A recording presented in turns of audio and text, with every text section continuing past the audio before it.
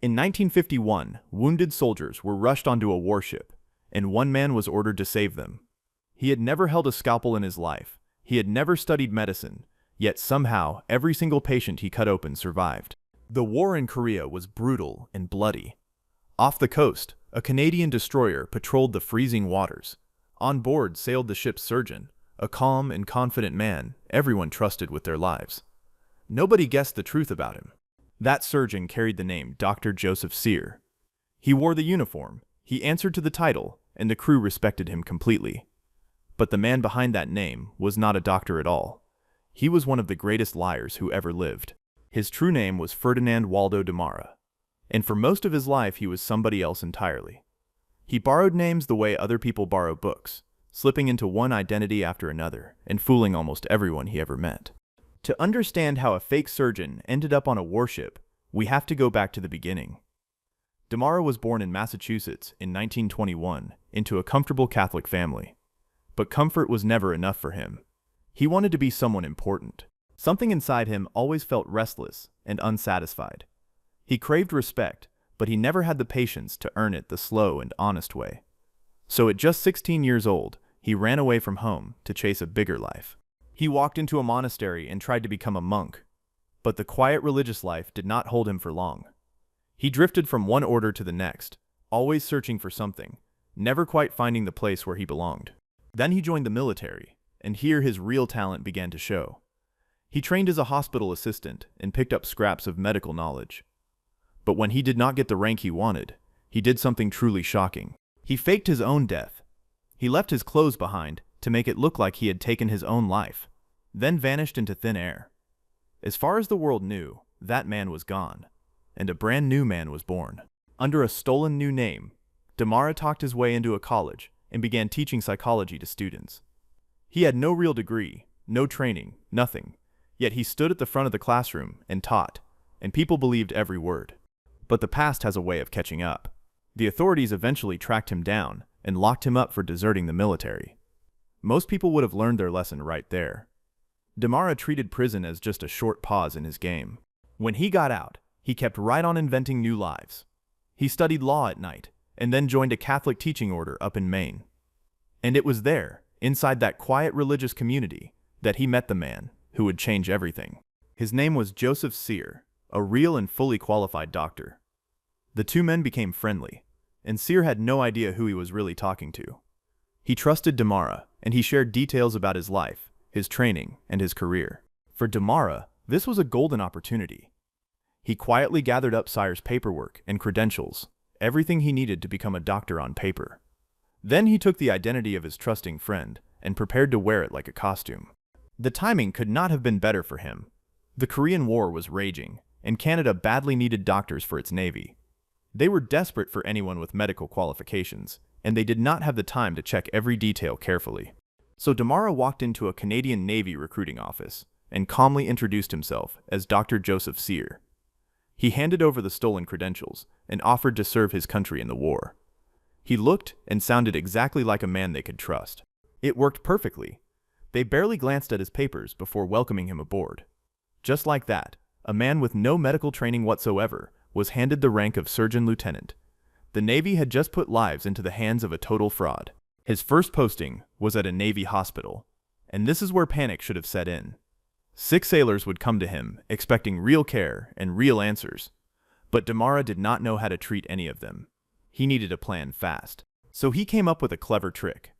He told the other doctors he was writing a simple medical guide for loggers in remote camps. He asked them to explain common treatments in easy terms. Without realizing it, they were teaching him medicine for free. He also leaned heavily on his medical assistant, a skilled man who handled the everyday injuries and complaints. The assistant was happy to have a boss who let him do his job. He never suspected that his boss knew far less than he did. Then came the moment that would test him like never before. Demara was transferred to a destroyer called the Cayuga, sailing straight for the war zone off the coast of Korea. Now he was the only doctor for more than 200 men. There was no hospital nearby and no other doctor to call. If a sailor got hurt or sick, Demara was the only hope they had. Every single man on that ship was trusting his life to a person who had never earned a medical degree. At first he handled small problems well enough.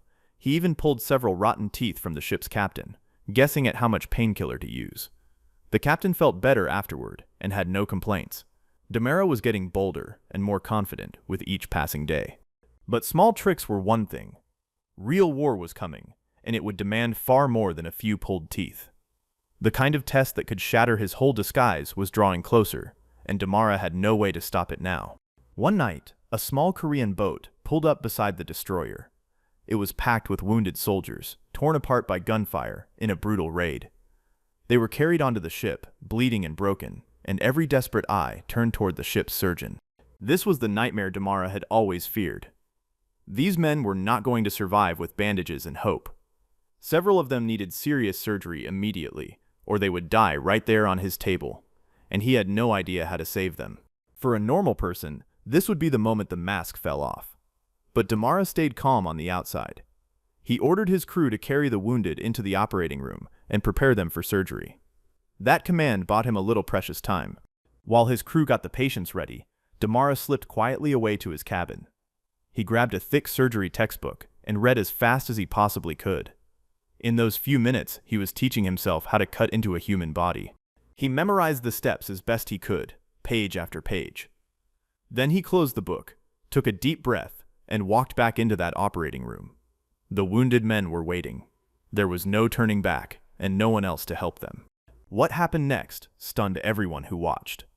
Demara picked up his tools and worked with a steady hand and an icy focus. One wounded soldier had a bullet buried deep in his chest, dangerously close to his lung. Demara went in to remove it. This was major chest surgery, the kind that even trained surgeons find frightening. One wrong move, and the man would be dead. Yet Demara stayed cool, following the steps he had crammed into his head only minutes earlier. Somehow, impossibly, he pulled the bullet free. But the bullet was just the beginning. Another man was so badly hurt that his foot could not be saved, so Demara had to amputate it. One after another, the wounded kept coming, and each one needed something more difficult than the last. He kept running the same secret routine over and over. When he faced something new, he would step away, read about it quickly, then return and do it. He was performing real operations while learning them in real time. It should have been impossible. By the time it was over, Demara had performed around 16 surgeries on those broken men.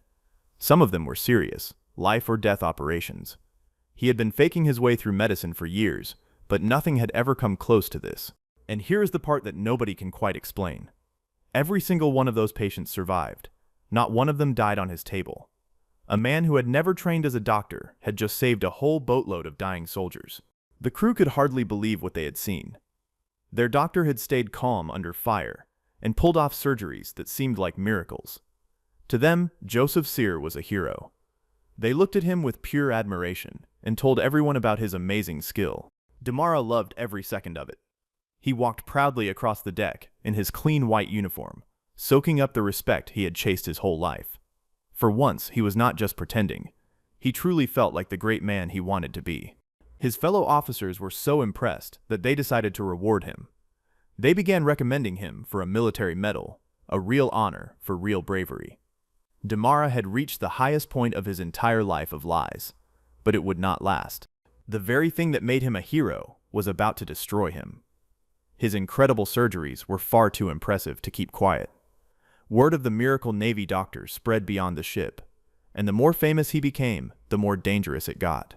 The story of the heroic surgeon who saved those soldiers reached the Canadian newspapers. Reporters loved it, and the tale of Dr. Joseph Sear and his bullet removal spread far and wide. Fame was the last thing a fraud like him could ever afford. Far away, back in Canada, a woman was reading her newspaper. She saw the story about the brave Navy surgeon named Joseph Sear, and her heart nearly stopped.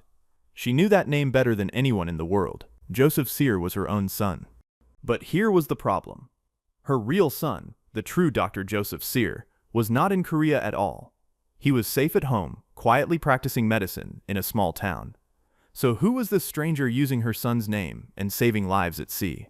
Confused and alarmed, she reached out to her son. The real Dr. Sear was stunned to learn someone had stolen his name and his career. He realized his old friend from the religious order had betrayed him. So he went straight to the Navy. Soon a secret message flashed to the Cayuga, still on patrol near a Korean island. It warned the captain that their beloved doctor might be an impostor. The order was clear: investigate the man they had trusted with their lives and report back. The crew simply refused to believe it. This was the man who had saved their wounded comrades, the hero everyone admired. How could he possibly be a fake? They stood by him and went to confront him, expecting him to prove them all right. But Demara did not react like an innocent man. When they questioned him, he became furious and upset, crying that they did not believe him. His reaction told them everything. Then he locked himself in his cabin for 3 long days, drugged and falling apart. Finally, worn down and broken, Demara came up onto the deck and gave himself up. The Great Impostor had been caught at last. His most incredible act, the one that made him a hero, was also the one that finally tore his mask away. Now Canada faced an embarrassing choice. They could put him on trial and admit that their celebrated war hero was a total fraud, or they could make the whole thing quietly disappear. To avoid humiliation, they simply let him go without pressing any charges. You might think that was the end of his tricks. It was not. Demara went right back to stealing identities. He became a prison official and worked with dangerous inmates until one of them recognized his face from a magazine. His secret was out again. By now, Demara was too famous to hide anywhere. His unbelievable life became a best-selling book and even a Hollywood movie, with a big star playing him on the screen. And the strangest thing is that the wildest parts of the story were all true. In the end, Demara found a strange kind of peace. He became a real minister and comforted sick people in a hospital under his own name at last. The man who spent his whole life being everybody else finally died simply as himself.